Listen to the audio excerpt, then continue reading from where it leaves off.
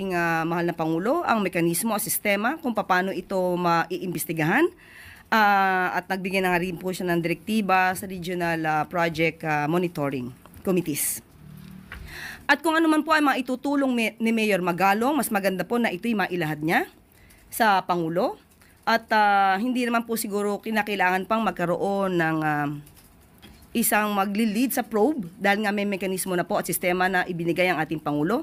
Kung ano man po ang meron siya, kung ito po ay kumpleto, maaari niya po ito maisumiti agad-agad sa ating Pangulo para yung sinasabi po nilang 67 congressmen at mukhang sila ay identified na ni Mayor Magalong. Hindi pa po ba mas magandang maibigay na niya ang report na ito sa ating Pangulo? At kung kinakailangan maidemanda o makasuhan nang may sapat na ebidensya, agad-agad natin po itong dapat gawin. At nakita po nga din po natin at napanood ang kanyang mga interviews. Mas maganda rin po sana at nababanggit siya ang tungkol sa rock netting at sa Cat's Eye ay mas maganda rin po na kung mayroon po siyang alam dito, maidemanda na agad. Dahil mukhang, sabi niya po ni Mr. Alvin, mukhang marami na po siyang nalalaman. So mas maganda po ito ay detalyado. Hindi po pwede muli na tayo ay magturo lamang.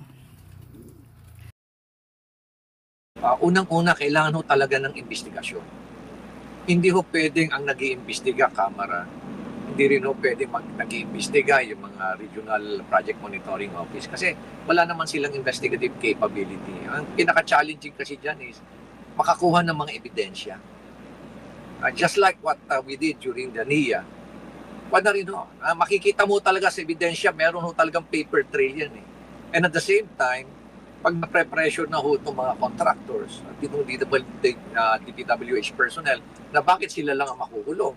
When in fact, pagdating doon sa porsyento, sila yung pinakamaliit. At yung mismong pinakamalaki, hindi man lang pumipirma. Di ba? Opo. Eventually, magsasalita ho sila at they will be able to execute an affidavit implicating ho itong mga politiko na to. But again, that's something that I cannot mention because that's a tradecraft of investigator. Kaya kailangan talaga investigating body. Talaga ng testimony. And at the same time, corroborative statement of some other witnesses who have personal knowledge. Kailangan ho yun. Pero yung mga pag-amin ho yan, malaking bagay na ho yan. Pag-aamin ho ng mga...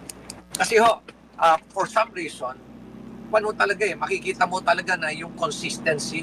Kumbaga, sabi nga, maski na ho, sabihin natin na, ano ba yun, circumstantial evidence, if you will be able to establish yung connection po nito, malaking bagay na po ito, matibay na ebidensya na po ito. Kailangan ho, may subpoena power para makompel mo yung mga iba't ibang ahensya na magsabit ng dokumento. Kasi mag-umpisa ho yan natin sa dokumento. And at the same time, mag-i-interview po kayo dyan. So you have to, kailangan mo talaga i-reduce yan into writing. Kasi doon ho lahat mag-umpisa eh. Kailangan mo establish nyo lahat yung mga leads. And at the same time, photographs. Patapos, kailangan meron ho talagang actual inspection, technical. Magdadala ho kayo ng mga engineers, third-party engineers, para ho talaga magme-measure, i-determine talaga nila kung compliant pa sila dun sa program of work. Talagang maghuhukay-huya kasi karamihan ng kalokohan sa ilalim ng lupa, sa ilalim ng tubig. Pakalakas po ng presidente. No? Kung ako nga may kinausap akong kontraktor, naglahad na kagad sa akin kung ano yung paano yung sharing.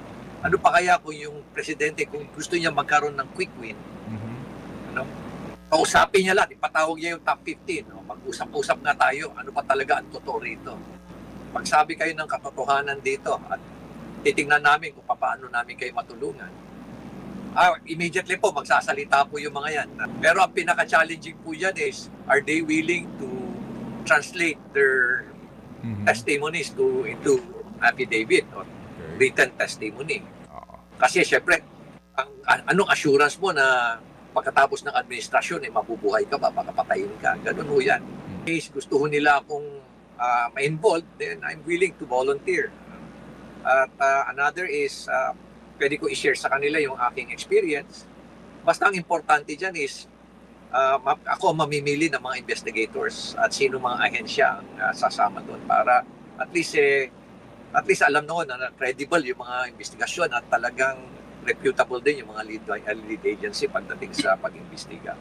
I'm not saying na decision ko yan, pero kailangan ganun talaga yung mangyari. Alam niyo to, ma-overwhelm po kayo sa dami ng information na tatanggapin nyo. Once na nag-umpisa ang investigation, ay darating na po lahat yan. Matapos mismo, baka sa mga loob ng ahensya ng DPWH, pati na rin po dyan sa Kongreso, marami na hong magbibigay ng information discreetly. Ganyan ho katindi yan. And it will not only be in one particular place o focus lang sa isang lugar, sa isang island natin. All over the Philippines yan, kaya talagang kailangan din ng pondo para to support yung logistics, to support din yung travel. Kasi magkakaroon po ng inspection yan eh. Ganun na rin po yung mga kung saan yung lodging. Matindi rin ho yan, pero at the end of the day, it's all about setting things right. And at the same time, supporting the intention of the President to really address the corruption na nangyayari sa ating structure. Bagong bansa